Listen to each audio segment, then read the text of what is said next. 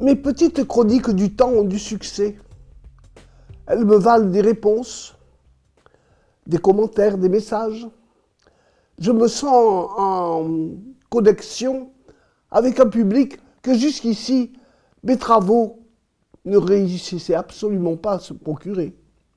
Eh bien, c'est heureux. Un dernier message a retenu mon attention et je voulais vous en parler parce qu'il émane d'une personne virile, extrêmement décidée, qui me dit affirmativement « Vous êtes communicative, c'est très appréciable ». Et il ajoute qu'il sent dans mon travail une grande sincérité, et une sincérité qui s'applique à défendre un certain combat qui lui plaît, parce qu'il correspond à ce qu'il sent, et je suis très heureuse, parce que ce combat, c'est aussi celui du temps. Moi, je ne parle pas de mon cru, je commente sur Internet les événements qui se produisent au jour le jour. Je ne les invente pas. C'est donc le temps lui-même qui, en ce moment, devient favorable à ma pensée. Et à ce propos, j'observe dans la critique que m'adresse M. Cramy une observation. Il trouve que je suis beaucoup trop cultivé, que ma culture universelle est beaucoup trop large, que ce n'est pas nécessaire. Et il me dit que je fais référence à trop d'événements. Je vais vous lire son texte, c'est plus sûr. Il dit « Je vous suggère une modération tout en restant sur les mêmes conclusions. De par votre approche sincère dans un contexte où tout peut porter à vous croire, il n'est pas si nécessaire d'apporter des thèses explicatives à tous les faits surnumérés. Une conclusion plus rapide et moins tendue peut faire l'affaire. » Et il dit que les détails peuvent être renvoyés à des cadres de référence. Mais en réalité, je ne vois pas que les gens se réfèrent à autre chose que ce que je dis. C'est-à-dire qu'en face de l'attitude auditive qui m'est consacrée, je suis obligé de constater que l'essentiel ne passe pas, puisque personne ne va à mes travaux. Il faut donc que moi, je continue à spécifier des choses qui peut-être ne sont pas nécessaires, à condition que vous les possédiez. Et j'ai un bon exemple à ce sujet. Récemment, on a pu entendre sur une radio très officielle la voix d'une personne extrêmement autorisée, M. Michel Serres, qui est un historien des sciences éprouvé. Il s'est permis d'interpréter à la radio la chanson « Au clair de la lune ».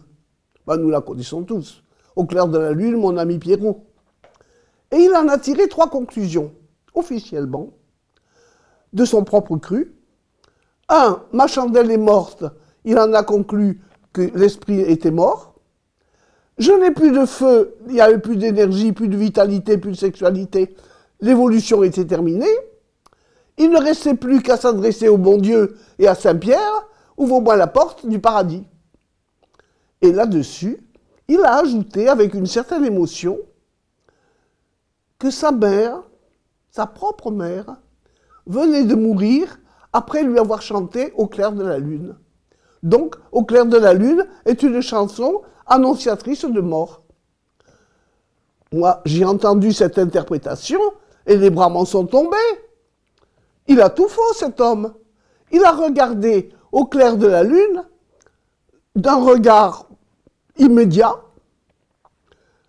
rase-motte, objectif peut-être, mais il n'a pas vu du tout ce que dit la chanson.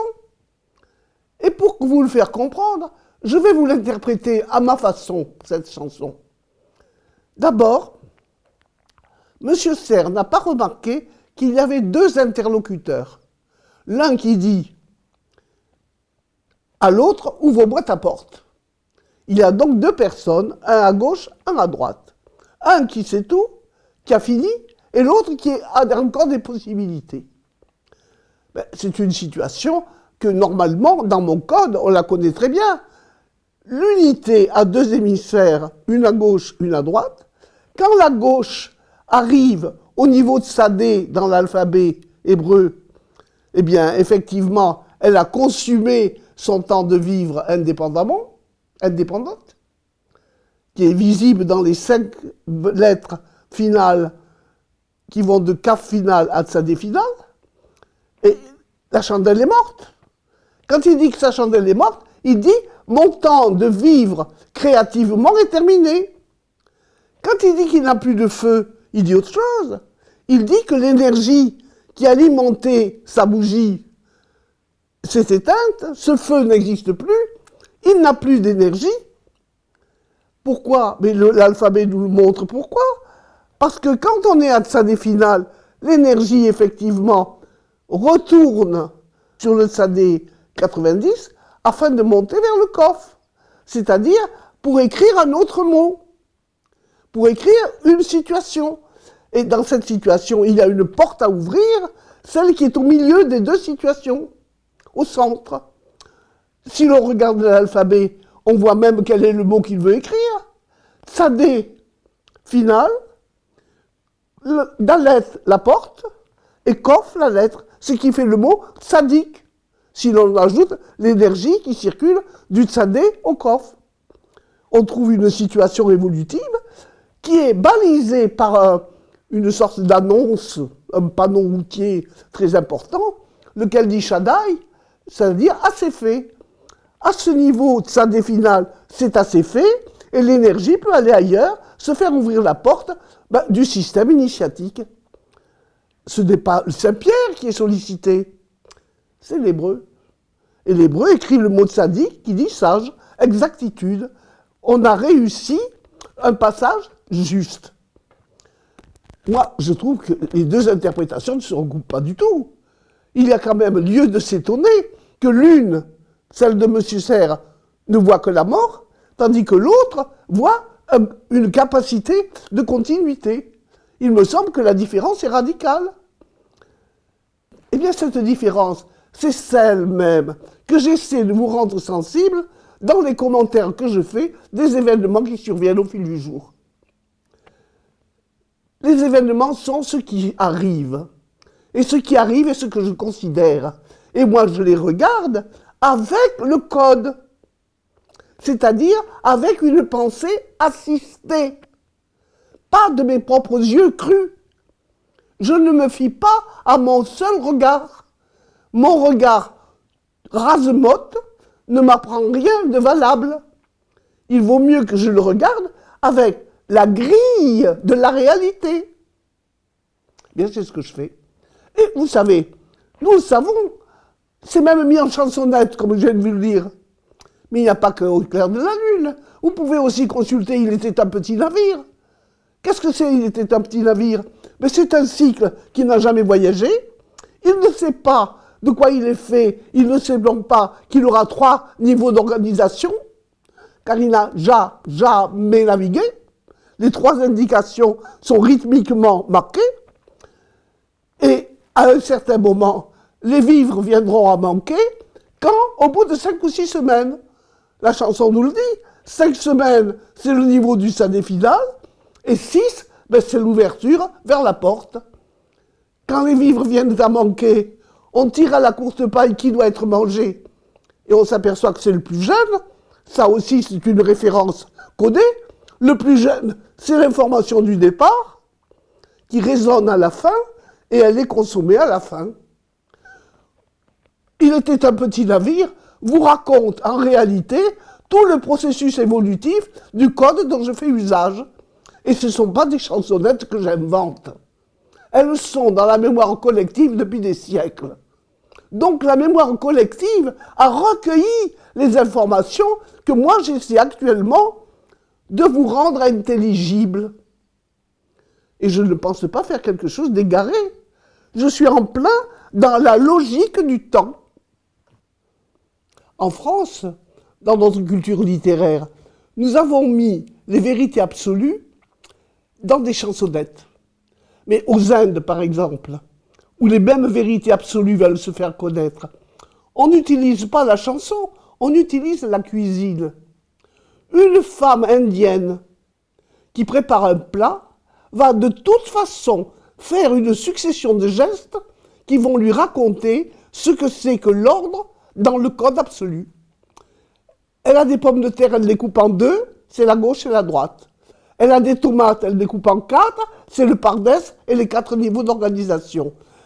Elle se sert des oignons d'une façon très spéciale. Elle prend les oignons, elle enlève l'écorce, la partie dure, elle hache l'intérieur qu'elle fait cuire et elle garde les grandes enveloppes pour plus tard. Et quand son plat est terminé, elle fait frire ces grandes enveloppes et ainsi, elle se rappelle qu'il y a un retour archigénique, un mécanisme où la fin s'inscrit dans le commencement et réciproquement, le commencement induit la fin. Alors vous voyez, les peuples ont différents moyens de se rappeler les mêmes choses. Et je pense qu'il est temps pour la culture occidentale d'en venir à la connaissance de cette réalité. C'est pourquoi je ne peux pas absolument faire l'économie des renseignements, comme me le demande ce cher lecteur péremptoire, qui est très gentil. Il me dit, entre autres choses, que je suis sur la bonne voie, que personnellement, sa curiosité est tombée par hasard sur mes vidéos, mais c'est presque une chance. Internet a été ma chance, parce qu'il y a 60 ans que moi je dis tout. Et les lecteurs qui me suivent savent très bien que pour ce qui est du code, j'en ai donné les grandes valeurs dans un livre qui s'appelle « La face cachée du cerveau ». J'ai énuméré les 32 ou presque valeurs qui décident de la progression cyclique dans le code selon le code. Et ces valeurs, elles sont réparties et appuyées sur toutes les traditions du monde. C'est donc une sorte de mise en valeur de l'universalité du savoir humain que j'ai fait dans la face cachée. On ne peut pas l'ignorer. La presse n'a pas voulu s'en occuper, mais c'est parce que notre presse est enfermée dans un compartiment dont elle ne veut absolument pas ouvrir la moindre fenêtre, et ce compartiment, c'est celui du savoir de l'hémisphère qui fait. Elle ne veut pas savoir rien venant de celui qui sait. Mais ça, c'est une attitude, c'est un a priori, c'est un impérialisme, c'est une dictature comme une autre. Moi, je ne suis pas pour la dictature, je ne suis pas pour l'impérialisme, je trouve qu'il n'y a qu'à savoir ce qui est à savoir. Et je m'efforce toujours de faire apparaître cette donnée ignorée dans la volonté qu'elle a de se faire actuellement connaître. Car si on ne la connaît pas, on ne comprend rien à ce qui arrive. Ce qui arrive avec le temps, c'est précisément l'urgence de prendre note du code du modèle absolu. Et croyez-le, cela existe, c'est déjà fait. Il y a 50 livres qui m'aident, qui m'ont permis d'en suivre la progression. Et il faut absolument que vous vous y référiez, car sinon, tous mes travaux sur Internet et sur les chroniques du temps ne sont que des amusettes. Je ne veux pas supporter que l'on croie que mes interprétations soient simplement des charmantes imaginations proposant un autre scénario que celui de l'ennui collectif. En Espagne, comme dit un écrivain célèbre, on ne mange pas, donc pas la cuisine, mais on parle. En Espagne, le code est transféré dans la mémoire collective par les proverbes. Un recueil officiel de proverbes en rattrape 300 000. Et sur les 300 000, il y a les 32 valeurs essentielles du code qui sont répétées 1000 fois. Je vais vous donner un seul exemple parce qu'il est de circonstance. Il y a un proverbe que j'aime beaucoup qui dit que comme los melones sont los hombres, que comme les melons sont les hommes, les uns de très bons melons, les autres de bons melons à pépins. bon pour la reproduction. Et la majorité, redoutée d'en être, est faite simplement de pépins greffés sur l'idée du melon. Pepinos amelonados. Par ce proverbe, c'est la règle des 3 niveaux d'organisation qui est mise en valeur. Elle est mise en valeur fort à propos sur le point, justement, de provoquer un peu d'attention de la part des personnes qui peuvent se ranger dans l'une ou l'autre des catégories.